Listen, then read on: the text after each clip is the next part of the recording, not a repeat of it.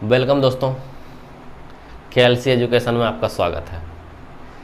चलिए आज पुनः मैं आपके लिए लेकर आया हूँ बिहार दरोगा अचूक रणनीति का अगला पार्ट, जहाँ से कि आपकी रणनीति यानी कि आपके एग्ज़ाम की तैयारी में किसी प्रकार की कोई कमी नहीं होगी। हाँ, लेकिन आपको जिस जज्बे के साथ आप तैयारी कर रहे हैं वो जज्बे से नहीं, आप निष्ठा और लगन के साथ मेहनत कीजिए, जहाँ से कि आपका रिजल्ट हो। मुझे दरोगा चाहिए, एक पोस्ट मेरी हर हाल में हो। इस तैयारी के साथ आप जरिए बनेंगे तो दरोगा आपका कंफर्म रिजल्ट होगा। और मैं आपके साथ सिलेबस के साथ साथ बुक भी बताने आया हूँ कि कितना आपको पढ़ना है। आप बहुत ज़्यादा पढ़ते हैं तो विद्वान हो सकते हैं, दरोगा का रिजल्ट नहीं। आपको उतना पढ़ना है जितना कि दरोगा में पूछे जा रहे हैं। विद्वान बनने के लिए नहीं, एग्ज़ाम क्रैक करने के लिए हमारा दरोगा निकलना होना चाहिए। विद्वान बनने के लिए बहुत सारे लोग पढ़ लेते हैं लेकिन दरोगा नहीं निकलता है। हमारा तो पूर्ण तैयारी फोकस होना चाहिए दरोगा बनने के लिए। कितना पढ़ना होगा मुझे, लेकिन मुझे पढ़ना होगा। यदि आप आज नहीं पढ़ते हैं तो कोई दूसरा व्यक्ति खुशी खुशी पढ़ रहा है और उसका रिजल्ट होगा और आपका रिजल्ट नहीं होगा। आप सबसे पहले ये डिसाइड करें कि हमको दरोगा बनना होगा और दरोगा बनने के लिए मेहनत करना होगा, और उस मेहनत से हम कभी पीछे नहीं हटेंगे। चाहे इसके लिए चाहे मुझे जितनी जोड़ लगाना पड़े, जितनी जिद्दोजहद करनी पड़े, चाहे मुझे रिजल्ट दरोगा में चाहिए। यदि दरोगा में रिजल्ट नहीं हुआ तो इस बार नहीं तो कभी नहीं, इस लक्ष्य और टारगेट के साथ हमारा रिजल्ट होगा। यदि हमारे पास रिजल्ट नहीं हुआ तो मैं क्या करूँगा? सबसे पहला एकदम माइंड मेकअप होना चाहिए कि हमें तो रिजल्ट चाहिए, दरोगा मुझे बनना है। मुझे क्या बनना है? दरोगा। दरोगा बनना है तो उसके लिए क्या करना होगा? मुझे मेहनत, और मेहनत क्या? सही दिशा पे और सही साथ पे। मैं आज उन लोगों के लिए एक छोटी सी कहानी लेके आया हूँ जिन लोगों को लगता है कि हम में बहुत है दम, हम बहुत जानते हैं। एक्चुअली बात हम घटना में बताता हूँ, महाभारत की घटना है। जब अर्जुन और कर्ण में युद्ध चल रहा था तो उसी समय पहला दिन का युद्ध समाप्त हो चुका था। अगले दिन की युद्ध होनी थी। तो अर्जुन घर में आके बाण को, यानी बाण जो होता है हमारा तीर को, वो प्रत्येक तीर को ऐसे सीधा देख के अपने तरकस में रख रहा था। तो उसके बाद उसके छोटे भाई नकुल आए, बोले भैया आप इतनी चिंतित और इतना तीर आपको देखने की ज़रूरत कहाँ पड़ गई, क्यों पड़ गई? यदि आप बाण चलाएं तो तीनों लोक में किसी के पास ताकत नहीं जो आपकी बाणों के उत्तर दे सकें। आप कोई छोटा मोटा व्यक्ति नहीं है, आप भीष्म पितामह के सानिध्य में रह चुके हैं। गुरुद्रोण से जिसने शिक्षा पाई हो उसके बाणों का जवाब तीनों लोक में किसी के पास नहीं। तो कर्ण कौन सी बड़ी चीज़ है? तो हमारा अर्जुन जो थे, देखो किस तरह से इसका उत्तर दिया। बोले नकुल, मैं जानता हूँ कि मेरे बाणों का उत्तर की दुनिया में तीनों लोक में किसी के पास नहीं, लेकिन वो डर, यदि डर नहीं हुआ तो हम अपनी मेहनत करना छोड़ देंगे। कहीं ना कहीं मुझे कर्ण से डर है, जिसके कारण मैं आज चेक कर रहा हूँ और मेहनत कर रहा हूँ। ठीक इसी प्रकार आपको डर होना चाहिए कि मेरा दरोगा एग्ज़ाम है और एग्ज़ाम के लिए मुझे मेहनत करनी पड़ेगी।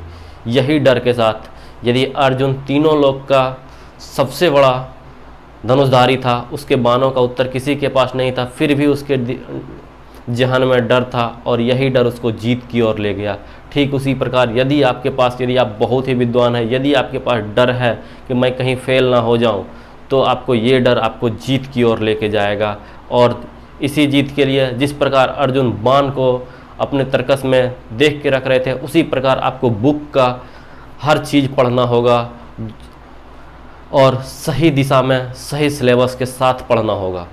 ये आज मैं सिलेबस में लेके आया हूँ, आप लोग बता देता हूँ फटाफट बिना लेट किए हुए। आज मैं लुसेंट का हिस्ट्री में आप लोग देखेंगे बौद्ध धर्म। जी हाँ, बौद्ध धर्म कंटिन्यू देखेंगे हमारा, क्योंकि बौद्ध धर्म से बहुत सारा क्वेश्चन है हमारा। देख लेंगे बौद्ध धर्म, इसमें कोई किंतु परंतु नहीं होना चाहिए। बौद्ध धर्म में हर एक क्वेश्चन, हर प्रकार से पूछे गए क्वेश्चन, बौद्ध धर्म में से कोई क्वेश्चन नहीं छूटना चाहिए। आज का हमारा टॉपिक होगा बौद्ध धर्म और ज्योग्राफी। ज्योग्राफी का टॉपिक होगा हमारा भारत के प्रमुख वन्य अभयारण्य, यानी कि ज्योग्राफी में हम लोग देखेंगे भारत के प्रमुख वन्य अभयारण्य, जितने भी तरह के वन्य अभयारण्य हैं उसको देखेंगे। और साथ ही साथ बिहार से जो स्पेशल वन्य अभयारण्य है, बिहार में जो वन्य अभयारण्य है वो भी देखेंगे। पिछले साल मैंने एग्ज़ाम से 2 दिन पहले वाल्मीकि टाइगर रिजर्व को सजेस्ट किया था और उससे हमारा दोनों शिफ्ट में क्वेश्चन था। इसीलिए बिहार से वन्य अभयारण्य के रूप में बिहार के हर टॉपिक को देखेंगे और साथ ही साथ भारत के वन्य अभयारण्य को देख लेंगे। संविधान में हमारा देखेंगे संविधान के स्रोत, यानी पॉलिटिकल में हमारा देख लेंगे संविधान के स्रोत, कौन से संविधान कहाँ से लिया गया है, संविधान का कौन सा भाग कहाँ से लिया गया है। और साथ ही साथ देखेंगे विविध में भारत एवं विश्व का सबसे बड़ा, सबसे छोटा, सबसे लंबा और सबसे ऊंचा, यानी सबसे बड़ा क्या है, सबसे लंबा क्या है, भारत और विश्व दोनों को देखेंगे। वर्ल्ड और इंडिया, भारत और विश्व दोनों देख लेंगे। और उसके बाद करंट में देखेंगे हमारा जो होता है राज्य की राजधानी, जितने भी राज्य हैं।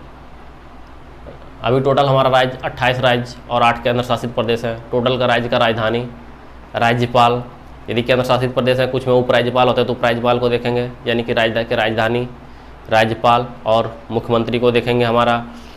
साथ ही साथ हम आज मैथ को लेके चले हैं। मैथ पे हम देखेंगे परसेंटेज से कहीं से हमारा कोई 10 क्वेश्चन जो कि सब्जेक्टिव हो, कॉन्सेप्चुअल बेस हो, उससे 10 क्वेश्चन हमारा बनाएंगे परसेंटेज से, जहाँ से कि हमारा कंप्लीट होगा।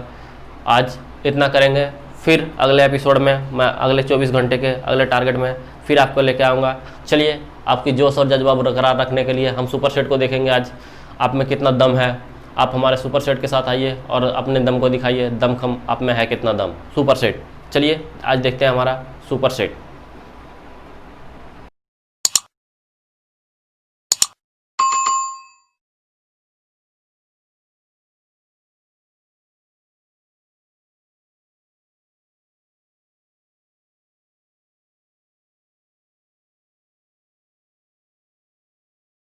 चलिए, आज का सुपर सेट का पहला क्वेश्चन हम लेकर आए हैं। भारत में नई राष्ट्रीय जनसंख्या नीति कब अपनाई गई? भारत में नई राष्ट्रीय जनसंख्या नीति हमारा जो आया है 2000 ईस्वी में। इस प्रकार आंसर हुआ हमारा सी 2000। अगला क्वेश्चन, भारत में सबसे योजनाबद्ध बसा शहर कौन है? सबसे योजनाबद्ध तरीके से बसा शहर, यानी कि एक तरीके गाइडलाइन के साथ बसाया गया शहर है वो है, इसमें सबसे ज़्यादा योजनाबद्ध इसके पास है चंडीगढ़ के पास। हमारा आंसर हुआ चंडीगढ़। अगला क्वेश्चन, 2011 की जनगणना के अनुसार भारत का दूसरा सर्वाधिक आबादी वाला राज्य कौन है? 2011 की जनगणना के अनुसार दूसरा सबसे सर्वाधिक राज्य वाला हमारा राज्य है वो है महाराष्ट्र। दूसरा सबसे महाराष्ट्र, 1 नंबर पे हमारा उत्तर प्रदेश, दूसरा महाराष्ट्र। नेक्स्ट क्वेश्चन, भारत निम्नलिखित में से पर्वत विस्तार केवल एक राज्य तक सीमित है, यानी किस पर्वत का विस्तार केवल एक राज्य तक सीमित है? हमारा इसमें आंसर है सह्याद्री। अगला क्वेश्चन, अंडमान और निकोबार द्वीप समूह की उच्चतम चोटी कौन सी है? अंडमान और निकोबार द्वीप समूह की सबसे उच्चतम चोटी है सैंडल चोटी, जो कि सबसे उच्चतम है। ए नंबर इस आंसर सही हुआ, सैंडल चोटी। अगला क्वेश्चन, केंद्रीय बकरी अनुसंधान केंद्र, बकरी अनुसंधान केंद्र मखदूम में है, यानी Makhdoom Uttar Pradesh. B number answer हुआ, बकरी अनुसंधान केंद्र मखदूम उत्तर प्रदेश। अगला, निम्नलिखित में से कौन सा युग्म सुमेलित नहीं है? सुमेलित नहीं है हमारा मदुरै तमिलनाडु में पड़ता है, सही है। झांसी मध्य प्रदेश में, हमारा ये गलत है, आंसर हो गया झांसी मध्य प्रदेश। अगला क्वेश्चन, निम्नलिखित में कौन मेघालय में स्थित है? मेघालय में ही स्थित है हमारा, हम लोग जानते हैं जो कि मेघालय में सबसे ज़्यादा वर्षा कराती है गारो, खासी, जयंतिया। तीनों हमारा मेघालय का पर्वत है, यानी कि बी और सी, जयंतिया हिल्स और गारो, खासी, जयंतिया तीनों मेघालय में पड़ता है। इस प्रकार हमारा बी और सी आंसर सही हुआ, बी और सी, डी नंबर। अगला, ढाका की कौन सी वस्तु विख्यात है? ढाका, जब हम ढाका देखते हैं तो ढाका का हमारा विख्यात जो वस्तु है वो है मलमल। ढाका का मलमल काफ़ी विख्यात वस्तु है। अगला क्वेश्चन, भारत में पहला कारखाना कानून कब पारित हुआ? यानी कारखाना कानून कब पारित हुआ, तो हमारा 1881 ईस्वी में कारखाना कानून पास हुआ। हमारा इस प्रकार आंसर हुआ डी नंबर 1881। अगला क्वेश्चन है 1860 में। 1860 में भारत के सूती उद्योग की थी और उन्नति थी, इसका कारण था, यानी 1860 में सूती उद्योग के बढ़ोतरी और उन्नति का कारण था वो था हमारा अमेरिका का गृह युद्ध, जिसके कारण कि हमारा माल आना बंद हो गया था और यहाँ जो माल बनता था सूती, और उसको प्रोत्साहन मिल गया। अगला क्वेश्चन, भारत में विभिन्न भाग में भीषण अकाल कब पड़ा था। भारत में जो है हमारा भीषण अकाल पड़ा था 1850 ईस्वी में हमारा भीषण अकाल पड़ा था। 20 नंबर आंसर हुआ हमारा 1850 ईस्वी। अगला क्वेश्चन देखते हैं हम, भारत में प्रथम जूट मिल की स्थापना, प्रथम जूट मिल की स्थापना हमारा 1855 ईस्वी में हुआ था। प्रथम जूट मिल 1855 ईस्वी में। अगला, ज्ञानपीठ पुरस्कार संबंधित है, ज्ञानपीठ पुरस्कार हमारा संबंधित है, जो दिया जाता है वो भाषा के क्षेत्र में दिया जाता है, यानी सभी भारतीय भाषाओं से संबंधित है, कोई भी भाषा हो सबसे हमारा ज्ञानपीठ पुरस्कार मिलता है। चलिए अगला क्वेश्चन, कौन सा अस्थाई भाव नहीं है। अस्थाई भाव, रीति का अस्थाई भाव है, हास भी अस्थाई है, उत्साह भी अस्थाई है, लेकिन जड़ता का जो है अस्थाई भाव नहीं है, इसलिए आंसर हुआ हमारा डी नंबर जड़ता। इस प्रकार आज का हमारा सुपर सेट कंप्लीट हुआ। चलिए आज दिया हुआ हमारा 24 घंटे का टारगेट, आपको टाइम दिया हुआ है, 24 घंटे का टारगेट भी दिया हुआ है दरोगा के लिए।